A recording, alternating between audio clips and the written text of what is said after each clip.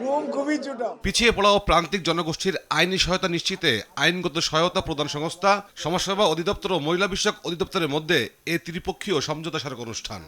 আমাদের সমাজ অনুষ্ঠানে সভাপতি সমাজ কল্যাণ মন্ত্রী অধ্যাপক ডাক্তার AZ-M জাহিদ হোসেন বলেন, সব সমস্যার সমাধান কেবল আদালতের মাধ্যমে করতে হবে এমনটা নয়।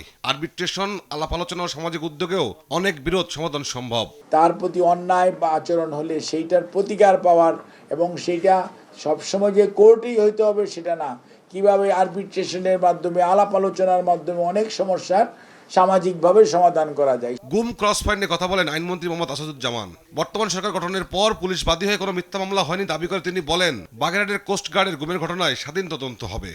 আপনারা দেখেছেন এই সরকার ক্ষমতা আসার পরে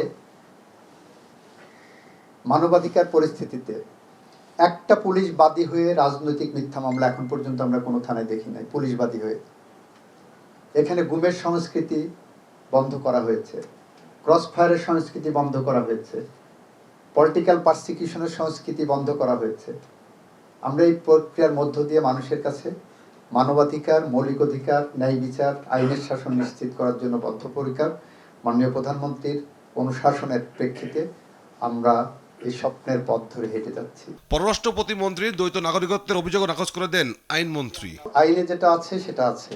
দ্বিতীয় হলো, এই সরকার যেটা করেছেন সংবিধান মেনেই করেছেন, এখানে কোনো ব্যত্যয়ের কোনো কিছু ঘটেনি। সুতরাং আমরা যা করেছি সাংবিধানিকভাবে করেছি। Thank you. নাই, জি, তার তো এটাকে আপনি যদি আইনি ভাষায় বলেন, এটাকে বলে ডিমিং ক্লজ। বর্তমান সরকার আইন মেনেই কার্যক্রম পরিচালনা করছে বলে জানান আইনমন্ত্রী মোহাম্মদ আসাদুজ্জামান। তৌফিক মাহমুদ মুন্না, দেশ টিভি, ঢাকা।